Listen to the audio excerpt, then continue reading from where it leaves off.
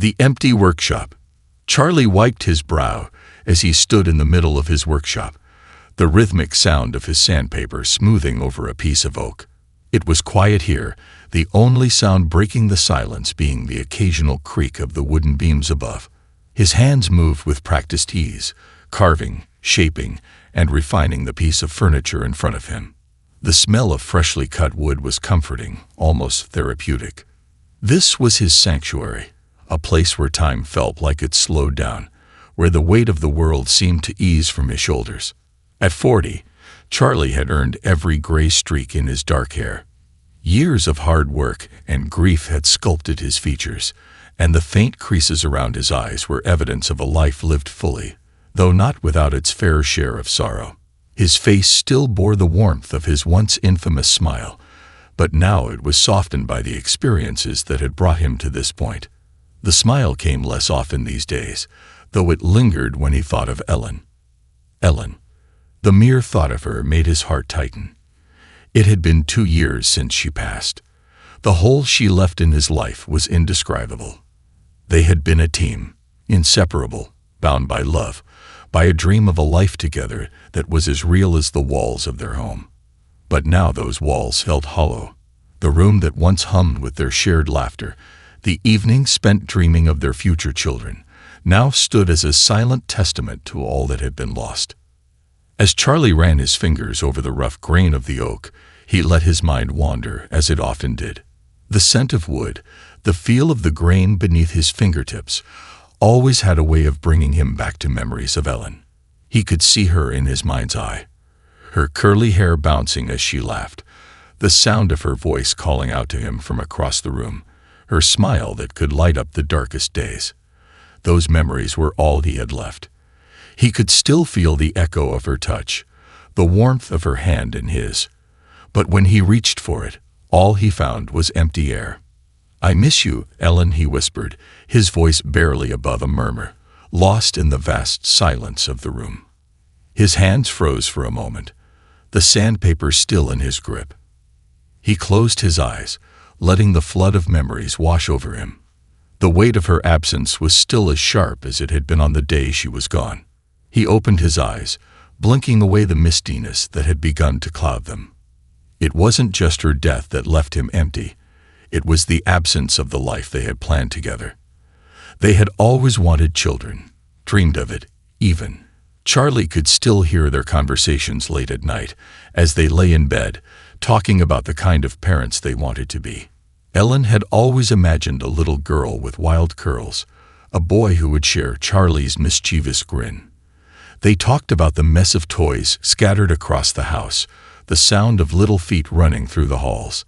They talked about the laughter that would fill their home, their hearts bursting with love. But now, those conversations felt like distant dreams. Charlie's hand tightened around the piece of wood, and he gripped the sandpaper again, determined to finish what he had started. It wasn't that he couldn't cope with the silence. He had built a successful carpentry business, after all, and that gave him a sense of purpose.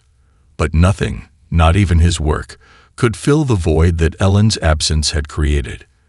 The days, once filled with excitement and hope for the future, now felt like a series of monotonous hours, one blending into the next. He had tried to distract himself. He threw himself into his work, pouring his soul into every project, hoping it would bring some kind of peace. But even the most beautiful pieces of furniture he crafted, bookshelves, tables, cabinets, felt incomplete without her. It was as if every object he made, every piece of wood he shaped, was a reminder of the future they never had.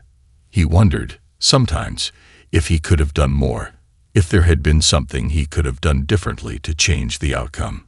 As the sun began to set, casting a warm, golden glow over the room, Charlie set his tools down. The workbench was cluttered with half-finished projects. Some wooden sculptures, a set of chairs that needed to be sanded, and a few more bookshelves waiting to be assembled. He stood up, wiping his hands on his worn jeans and stretching his back. His body ached from hours of bending over the workbench, but it wasn't the physical strain that weighed on him. It was the emotional exhaustion that had crept up over the past few years. pulling him down when he wasn't looking. Charlie sighed and glanced around the workshop. The space had always been an extension of his home, a place where his heart and soul were poured into each creation. But now it was just a reminder of what was missing. Ellen's voice, her laughter, the way she used to help him with the smaller projects.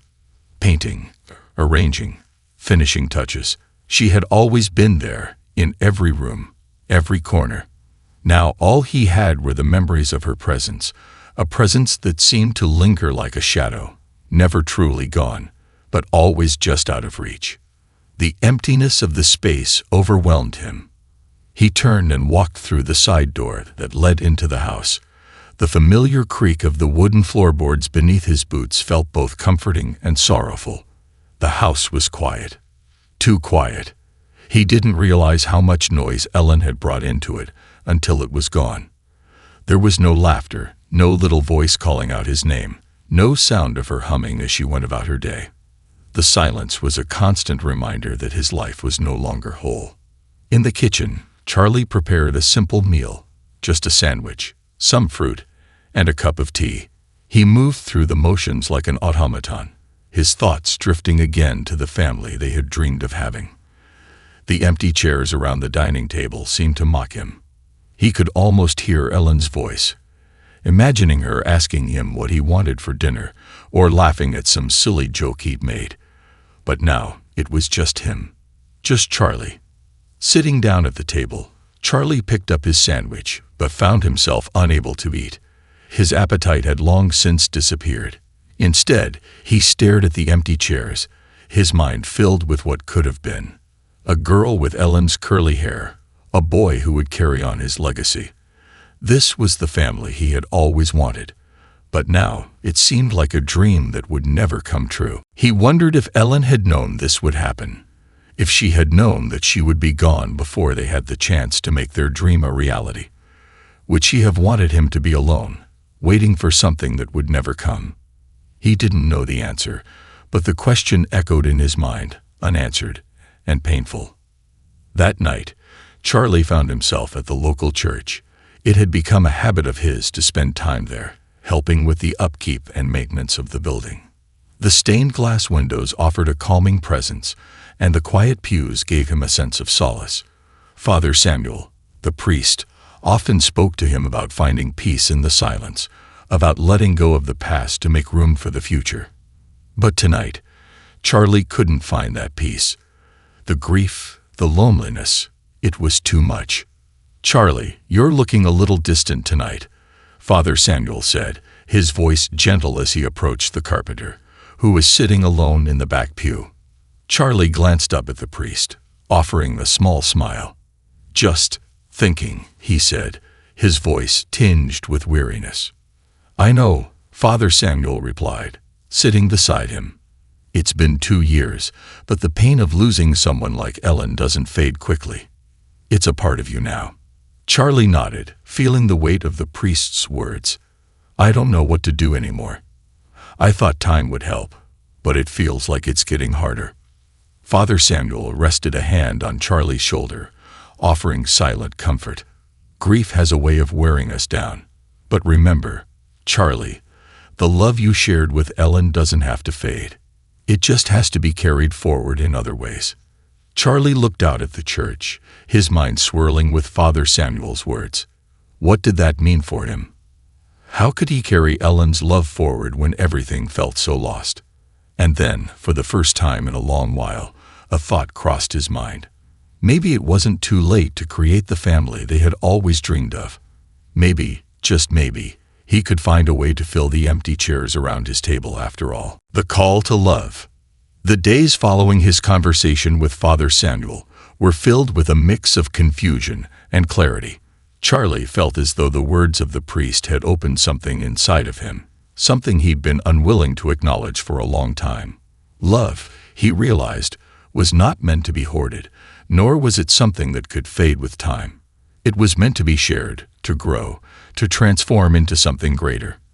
And perhaps, in a way he hadn't expected, that love could still find its place in his life.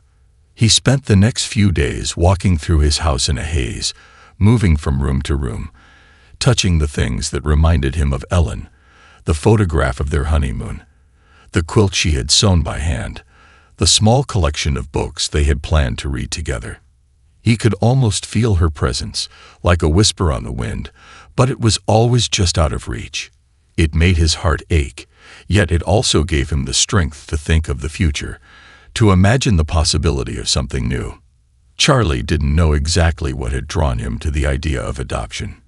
It wasn't something he had ever seriously considered before. But as he stood in his quiet house, the image of the empty chairs at the table gnawing at him, he realized that perhaps he wasn't meant to walk this path alone. He had so much love to give.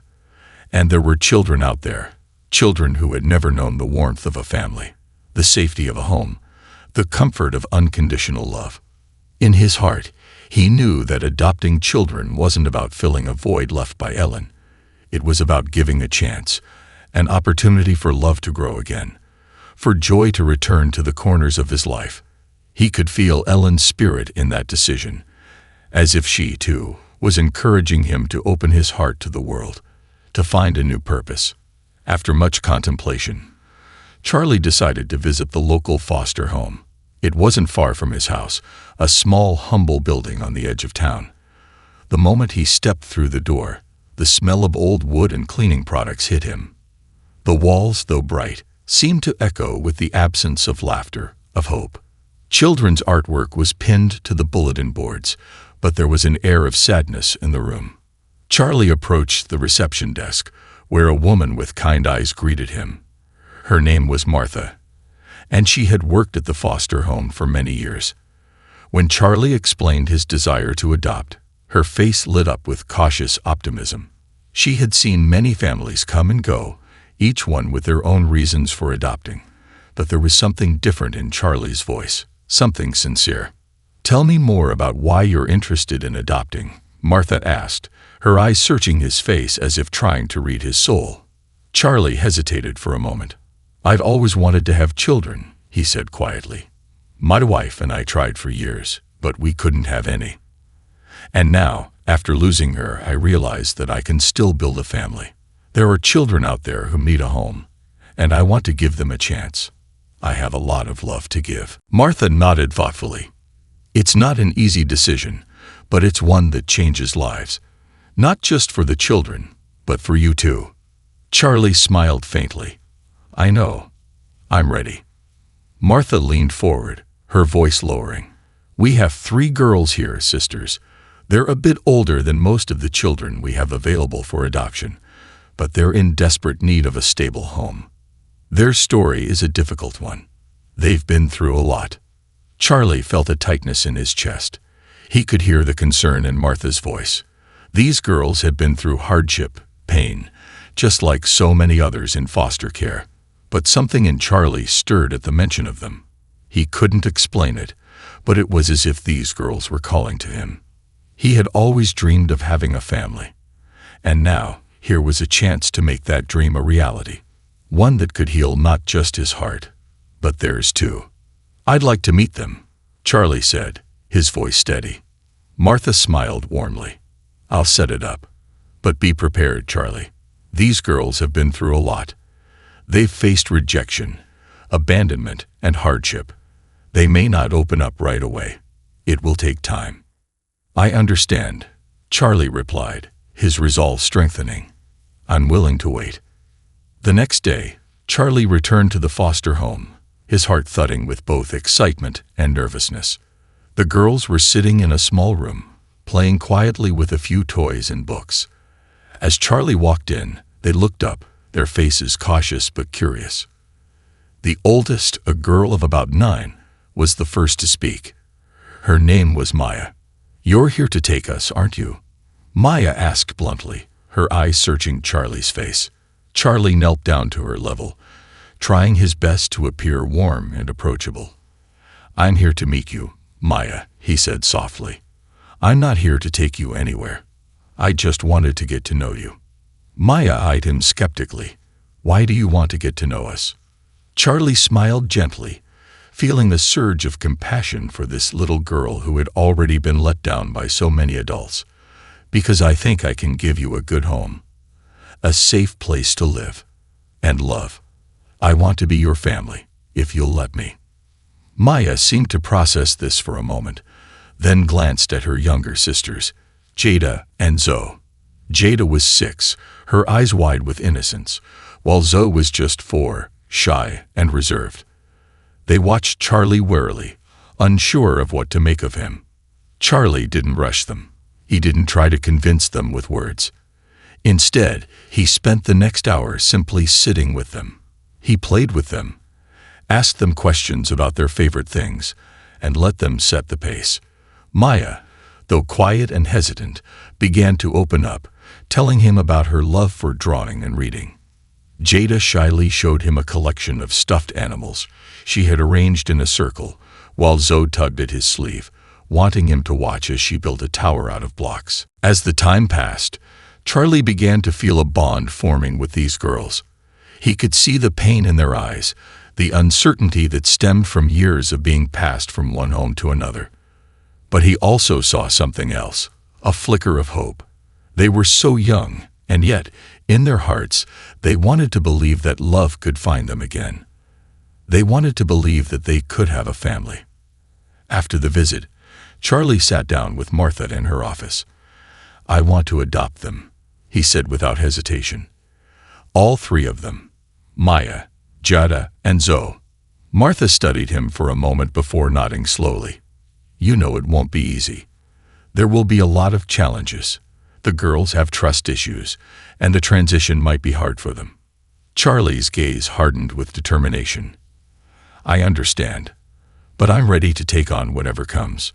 I've got enough love for all 3 of them." Martha smiled warmly, her eyes glistening with approval. "Then let's begin the process, Charlie. You've made a big decision, but I think it's the right one." Over the next few weeks, Charlie worked tirelessly to prepare his home for the girls. He renovated their rooms, filling them with new furniture and toys. He stocked the kitchen with their favorite foods, and even created a small reading nook for Maya's books. But it wasn't just about the physical space. Charlie worked hard to make sure that they felt safe, welcomed, and loved. He knew that it would take time for the girls to adjust, for them to trust him, but he was prepared to be patient. In the quiet moments of the night, Charlie often found himself thinking of Ellen. He could almost hear her voice, encouraging him to take this step, to give these girls the love and care they deserved. And in those moments, he realized that adopting them wasn't just about creating a family. It was about honoring the love he had shared with Ellen, keeping that love alive by giving it to others. Charlie didn't know what the future held, but he knew one thing for certain. His heart was big enough to love these girls, to create a home filled with warmth and hope. And in time, he would prove to the world, and to himself, that the love he had to offer could heal not only their wounds but his own as well. The struggles of new beginnings. The day Maya, Jada, and Zoe officially moved into Charlie's home was both the happiest and the most challenging day of his life. He had spent weeks preparing, making sure every detail was perfect. And yet, as the 3 sisters stepped into the house, Charlie felt the weight of the responsibility settle on his shoulders. He had always dreamed of having a family, but the reality of it was different than he had imagined. It wasn't just about filling the empty chairs at the dinner table. It was about learning how to be a father, how to love these girls in a way that was gentle, firm, and understanding. The first few days were filled with excitement and awkwardness. Maya, the oldest, was quiet and reserved. She would occasionally glance at Charlie, her eyes filled with uncertainty, as if waiting for him to let them down. Jada, on the other hand, was more open, her bright smile lighting up the room whenever Charlie played with her or read to her. Zoe was a delicate little girl, her small frame always clinging to her stuffed bear. She was shy, her eyes filled with both fear and wonder as she adjusted to her new surroundings. Charlie had expected the transition to be difficult, but nothing could have prepared him for the emotional roller coaster that followed. The first week was filled with small victories, Maya letting him help her with her homework, Jada asking him to read her favorite book before bed, and Zoe laughing when he made funny faces at her. But it was also filled with setbacks. Maya would often retreat to her room, locking the door and refusing to come out. Jada would cry at night, missing the only family she had ever known. And Zoe, though she had warmed to Charlie, still clung to the comfort of her stuffed animal, as if afraid that any moment she would be abandoned again. Charlie spent countless nights awake, sitting by their doors, just listening. He had expected the challenge of adoption, but the depth of the trauma these girls had experienced was something he hadn't anticipated. The loss of their parents, the constant upheaval, the feeling of being unwanted, it had all left deep scars on their hearts. The girls didn't know how to trust him, didn't know how to believe that he wouldn't leave them too. And in his heart, Charlie understood. It wasn't just about the physical roof over their heads or the food on the table. It was about giving them something that had been missing from their lives for so long: security. One evening, after a particularly difficult day, Charlie found himself sitting on the porch, staring at the setting sun. The weight of the responsibility was heavy, and though he had never been one to doubt himself, he began to wonder if he was truly cut out for this. Maybe he was naive to think he could just walk into these girls' lives and make everything better. Maybe he wasn't enough. Just then, he heard the soft shuffle of footsteps behind him. He turned to see Maya standing at the door, her arms crossed, looking at him cautiously. She had a determined look on her face, a mix of defiance and curiosity. "Are you okay?" Maya asked, her voice surprisingly gentle for a girl who had been so guarded. Charlie smiled, though it was weary. "Just thinking," he replied, patting the space beside him. "Want to sit?" Maya hesitated for a moment, her eyes flicking between Charlie and the seat. Then, to his surprise, she walked over and sat down next to him, her posture stiff, but her presence a quiet kind of company. For a long while, neither of them spoke. The evening was calm, the only sound the rustling of leaves in the wind. Finally, Maya broke the silence. "Why did you want us? To adopt us?" she asked, her voice low but filled with a depth that Charlie hadn't expected. We're not like other kids. We don't know how to act like a family." Charlie's heart broke at her words, but he took a deep breath before answering. "Maya, you and your sisters are exactly what I wanted. I know it's not easy. I know it's not going to be perfect, but I want to give you everything I have. Love, a home, security. You deserve that. I'm not perfect, and I don't have all the answers. But I'm here, and I'm not going anywhere." Maya looked at him, her expression unreadable. "But what if we mess up? What if we mess everything up?" Charlie chuckled softly. "Maya, making mistakes is part of being a family. It's not about being perfect. It's about sticking together, no matter what. You can't mess up something that's already built on love." Maya seemed to consider this, her eyes softening just a little. For the first time, she seemed to believe him. After a long pause, she looked at him again, her voice quieter this time. "I just want to believe you," she whispered. Charlie didn't answer immediately. He didn't have all the words, but he put his arm around her shoulder, offering her the comfort he knew she needed. He didn't expect her to trust him right away, but he knew he had to be patient. That was the hardest lesson of all. The girls needed time to heal, to trust, to believe that they were safe, and that was something he could give them: time. The days that followed were a mix of progress and setbacks. Maya continued to struggle with her emotions, often withdrawing into herself. Jada, despite her bright and sunny personality, had her moments of doubt, her fear of abandonment rising to the surface. But Zoe, who had been the most tentative at first, began to open up to Charlie more than the others. She would crawl into his lap and let him read to her before bed, her tiny hand resting in his, as if she were grounding herself in the present, determined not to let go of the love she was beginning to feel. Charlie kept reminding himself that this wasn't going to be a quick fix. It wasn't a matter of just giving them a warm bed and a full stomach. The real work, the emotional work, was something that would take years, not months. There would be moments of joy and moments of pain. There would be laughter and tears. But through it all, Charlie was determined to be there for them, just as he had promised. One afternoon, about a month after the girls moved in, Charlie took them to the park. It was a simple outing, but to him, it felt like a milestone.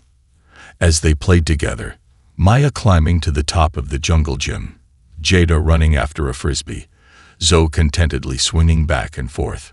Charlie watched them, his heart full of gratitude. They were his daughters now, and no matter what challenges lay ahead, they were his family, and that was enough. Later, as they sat on the grass eating ice cream, Maya turned to him, her expression softer than it had ever been before.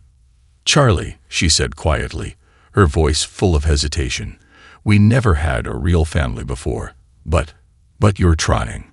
You're really trying." Charlie smiled warmly, his eyes meeting hers. "I am trying, Maya. And I'll keep trying. Because you're worth it." For the first time, Maya smiled back, a small tentative smile, but a smile nonetheless. It was a small victory, one that filled Charlie with hope for the future. He knew the road ahead would not be easy, but at that moment, surrounded by the girls who had begun to call him Dad, he felt a sense of peace settle in his chest. They were still healing, still learning how to be a family, but they were doing it together. And that, Charlie realized, was all that mattered. Cracks in the foundation. As the months passed, Charlie found himself slowly adjusting to life as a father. The house, once empty and silent, now hummed with activity and noise. The sound of laughter, arguments over who would sit in the front seat, the clatter of dishes at dinner. These things had become the soundtrack of his days. There was a warmth in the air that hadn't been there before, an energy that filled every corner of the house, from the kitchen to the hallway to the small backyard. Still, there were moments when the weight of the responsibility threatened to overwhelm him. He had never imagined that fatherhood would come with so many complexities, so many layers of emotions. It wasn't just about providing for the girls, or even just about love. It was about understanding, about learning how to navigate the deep currents of their past trauma, while also nurturing the future he hoped to build for them. Maya was the most challenging of the three, though not without reason.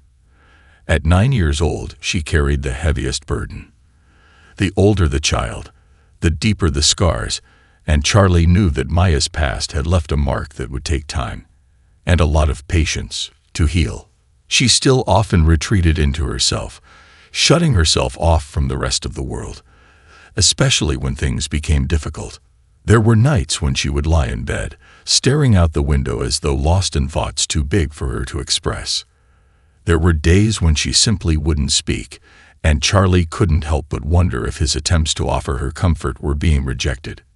Jada, on the other hand, was more like the sun, bright, energetic, and filled with the kind of joy that came from simple pleasures.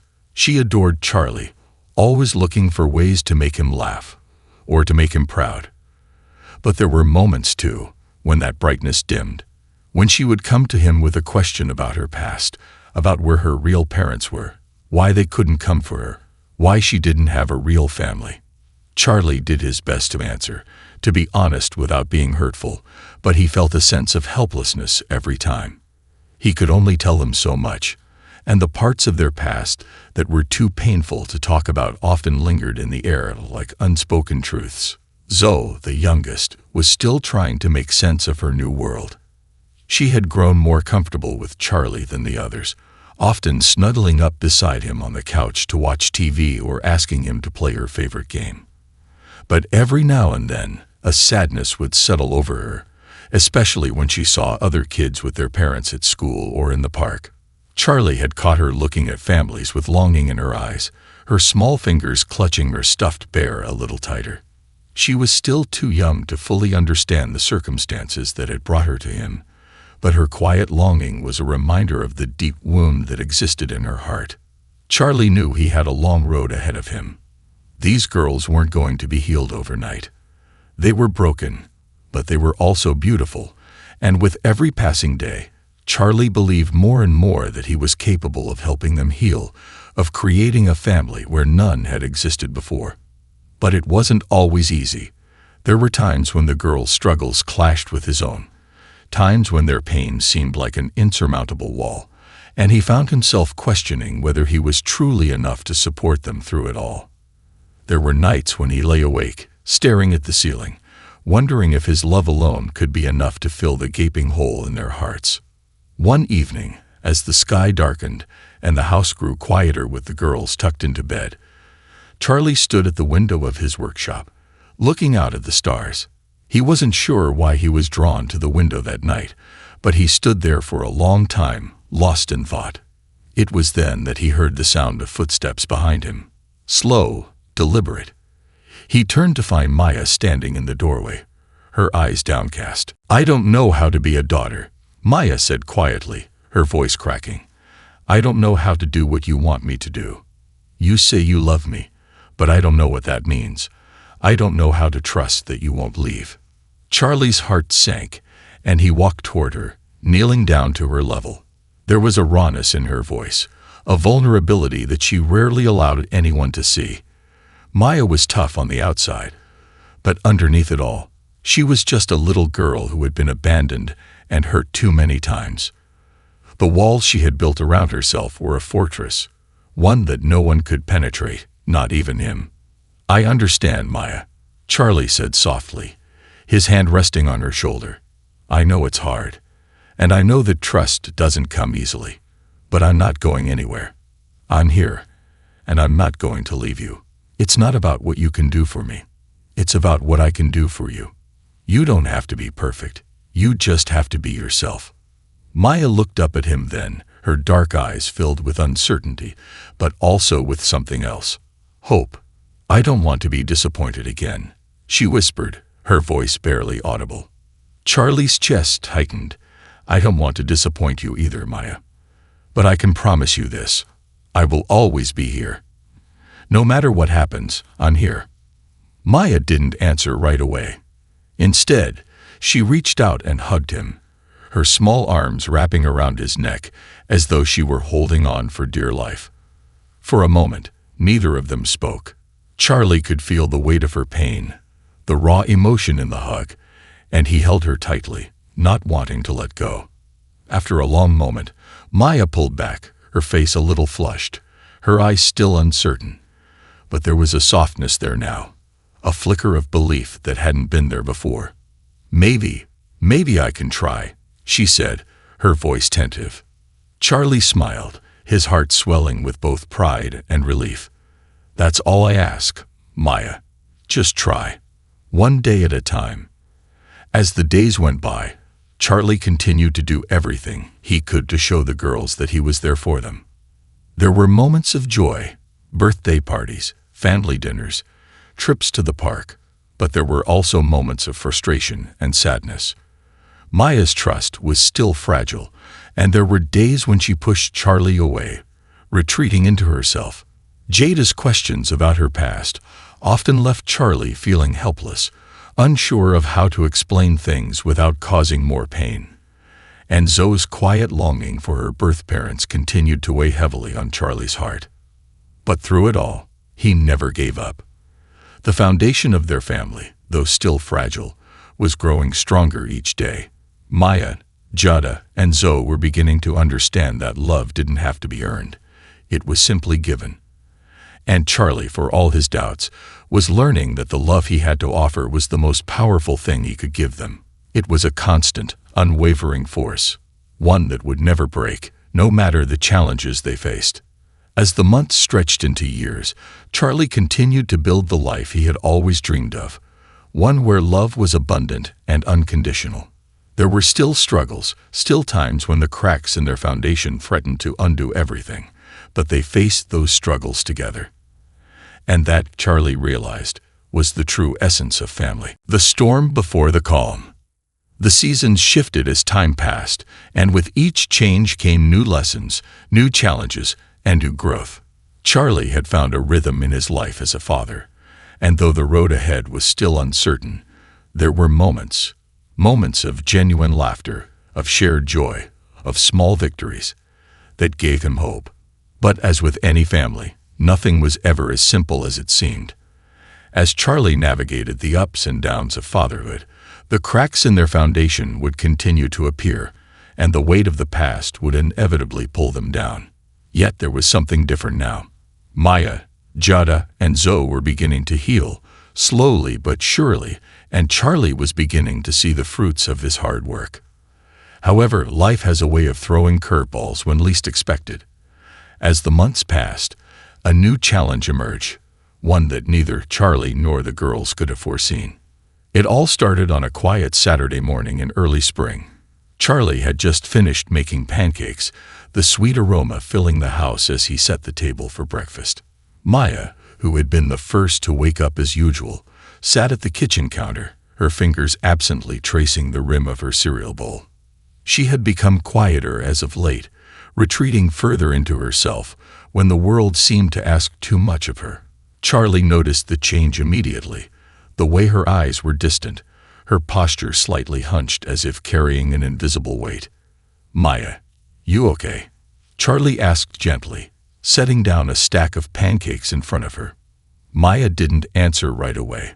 She took a deep breath and looked up at him, her expression a mixture of uncertainty and something deeper, something hidden. "I'm fine," she said, though her voice lacked its usual conviction. Charlie could tell she was holding something back, but he didn't press her. He knew better than to push too hard. Still, a knot tightened in his stomach. Something was wrong. Jada and Zoe entered the kitchen shortly after, their usual morning energy filling the space as they made their way to the table. Jada's laughter echoed in the kitchen, and Zoe grinned shyly as Charlie offered her a plate of pancakes. But despite the cheerful noise, Charlie couldn't shake the feeling that something was off. Maya's quietness lingered like a shadow, and he knew he needed to address it soon. That afternoon, when the girls were playing outside, Charlie found himself alone in the workshop again, his mind preoccupied with the quiet tension that had settled over their home. He was sanding down the edge of a new bookshelf, one that would eventually find its place in the living room. But his mind wasn't on the work. Instead, he was lost in thought, wondering if he was doing enough, if he was giving the girls the security they so desperately needed. Just then, the door to the workshop creaked open, and Maya stepped inside, her face pale and her eyes red from crying. Charlie's heart skipped a beat, his instincts immediately going on alert. He set the sander down and walked toward her. "Maya, what's wrong?" His voice was gentle, but it was filled with concern. Maya stood in the doorway, her hands clenched into fists at her sides. She didn't speak at first, just stood there, her chest rising and falling with each uneven breath. Charlie could feel the tension radiating off her, the internal struggle that she was trying to contain. He took a step closer but kept a respectful distance, giving her space. I don't know how to do this," Maya said finally, her voice shaking. She looked up at Charlie, her eyes filled with both frustration and fear. "I don't know how to be good enough for you. I don't know how to make this work." Charlie's heart broke as he listened to her words. He had known this moment would come, the moment when the girls' internalized doubts and fears would rise to the surface, threatening to undo everything they had worked so hard for. He had seen the way Maya had struggled with self-worth, how she constantly wrestled with the idea that she wasn't deserving of love, of family. He had hoped that by now, they would have moved past some of those fears, but he knew it wasn't that simple. "Maya, you don't have to be perfect," Charlie said softly, his voice full of tenderness. "You don't have to do anything to prove yourself to me. I'm not going anywhere. I don't need you to be anything other than who you are. You don't have to try so hard to be good enough. You already are." Maya looked down at her feet, her voice barely a whisper. "But I've never been good enough. Not for anyone. I don't know how to believe you. I don't know how to let go of the fear." Charlie reached out slowly, placing a hand on her shoulder. "You've been through so much, Maya. I know it's not easy to let go of the pain, to trust again, but you don't have to do it all at once. Take it one day at a time. We'll work through this together." Maya didn't respond, but Charlie could see the faintest shift in her expression. There was something in her eyes now, something that resembled hope. It wasn't much, but it was enough. He squeezed her shoulder gently before stepping back, giving her the space she needed to process. He wasn't going to push her, but he would be there when she was ready to talk. Over the next few days, Maya withdrew even further, retreating into herself when she wasn't at school or occupied with the girls. Charlie tried his best to respect her space, but it was becoming increasingly clear that something deeper was brewing. She wasn't just withdrawing emotionally, she was becoming physically distant as well, shutting herself off from the world around her. Charlie knew he had to get to the bottom of it before it became something they couldn't fix. On a Wednesday evening, Charlie decided to sit down with Maya after dinner. The house was quieter than usual. Jada and Zoe had gone to bed, leaving only the soft hum of the television in the background. Maya was sitting on the couch, staring out the window, her legs curled up beneath her. It was a familiar sight, a posture that always signaled something was bothering her. "Maya," Charlie said gently, sitting down next to her. "We need to talk." Maya didn't look at him, but she nodded slightly. The silence between them stretched for a moment before she finally spoke, her voice small and almost fragile. "I don't want to hurt you, Charlie," she whispered, her voice breaking. "I just don't know how to stop feeling like I'm going to disappoint you. Like I'm not enough." Charlie's chest tightened, and he took a deep breath before responding. "Maya, you are more than enough. You don't have to do anything to earn my love. I love you just the way you are, and I'm not going anywhere. But I need you to understand something. We're a team. We're a family, and we'll get through this together. You don't have to carry this burden alone."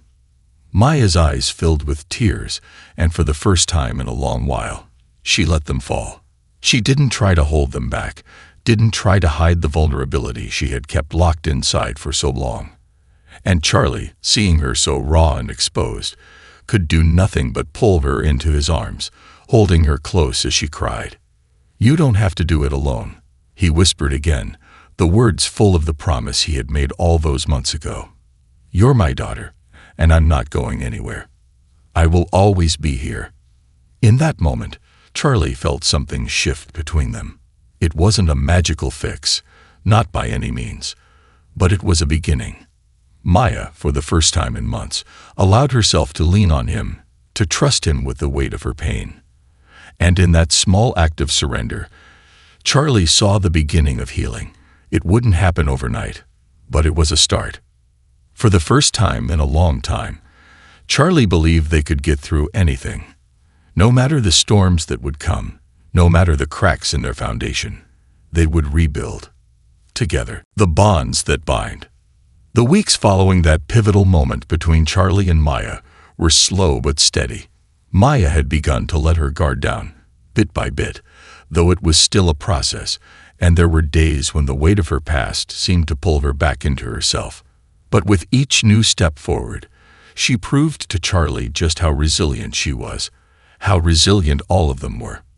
The girls were learning, growing, and changing in ways that Charlie could never have anticipated when he first made the decision to adopt them. They were still figuring out who they were, still uncovering the pieces of themselves that had been buried by their pasts. But they were also learning to trust again, to believe in the love Charlie offered them, even if they weren't always sure how to accept it. They were beginning to see themselves through a different lens, not as broken, as abandoned children, but as strong, capable young women who were deserving of love and belonging. And Charlie, he was learning just as much as they were. He was learning patience, learning how to be a father in ways he had never imagined. He was learning to balance his own needs with theirs, to understand that their healing was just as important as his own. There were still moments when doubt crept into his mind, when the weight of responsibility threatened to overwhelm him. But he had come to understand that fatherhood wasn't about being perfect. It was about showing up, day after day, even when things got hard. It was about being present, about loving unconditionally, even when they couldn't see it for themselves. One day after school, Charlie found himself sitting at the kitchen table, working through some paperwork for his carpentry business. The house was unusually quiet, the hum of the refrigerator the only sound breaking the silence. He glanced up to see Maya standing in the doorway, her expression unreadable. "Maya, you need something?" Charlie asked, setting down his pen and giving her his full attention. Maya hesitated, her fingers nervously twisting the hem of her shirt. "I was wondering if we could talk," she said, her voice tentative, as though unsure how to approach the conversation. Charlie's heart skipped a beat. He had learned to read the subtle signs that told him when something was weighing on Maya's mind. This wasn't a typical after-school conversation, and he could sense that whatever it was, it mattered. He motioned for her to sit down, offering her the space she needed to open up. "I've been thinking a lot about my past," Maya began, her voice soft but steady. "About where I came from, and why I ended up in the foster system. I've been thinking about my birth parents too, and why they couldn't keep me. And it's hard, Charlie. It's hard to not know why. It's hard to feel like there's a part of me missing, and I don't know how to fill it." Charlie listened carefully, his gaze soft as he took in her words. He had known this conversation was coming. He had known that, eventually, Maya would need to process her past in order to truly move forward. But hearing her voice those thoughts, hearing her admit the pain that still lingered, made his heart ache for her. "I don't have the answers, Maya," Charlie said gently, his voice full of understanding. "I don't know why your birth parents couldn't take care of you, but I can tell you this. You are not a mistake. You are not a result of something gone wrong. You are a person, Maya. You are worthy of love, and you have always been deserving of a family." Maya bit her lip, looking down at her hands. "But sometimes I feel like I don't belong here. Like I don't belong with you. I don't know what it means to be a daughter, to have a family. I still feel like I'm just waiting for everything to fall apart." Charlie reached across the table, gently placing his hand over hers. "You belong here, Maya. With me, with Judah, with Zoe. You are part of this family. And I know it's not always easy, but I promise you, we're not going anywhere. We're in this together, forever."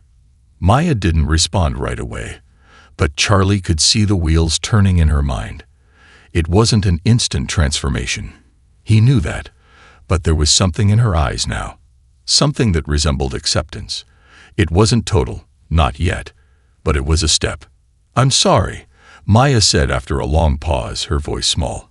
"I didn't mean to worry you. I don't always know how to be the person you want me to be." Charlie gave her a reassuring smile, his heart swelling with pride.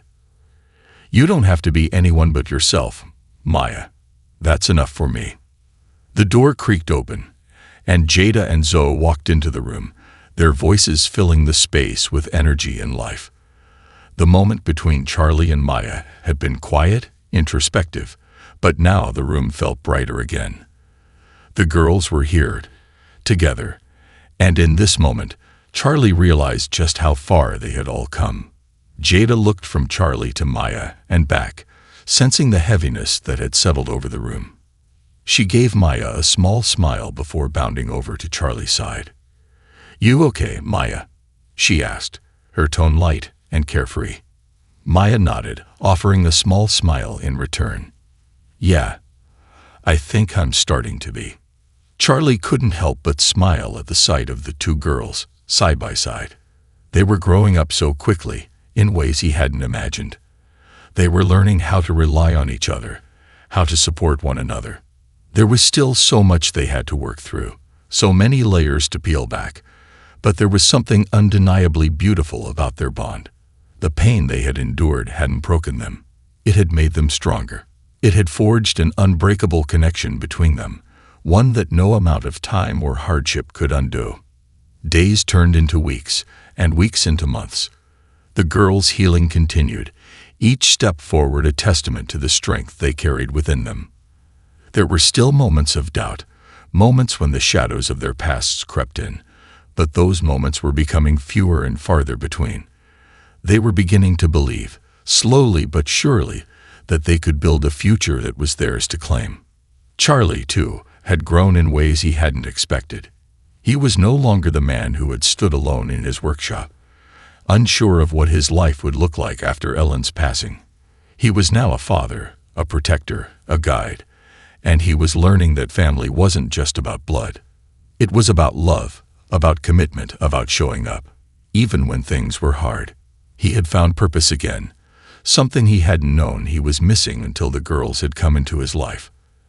And though there would still be struggles ahead, more challenges to face, more pain to heal from, Charlie knew one thing for sure.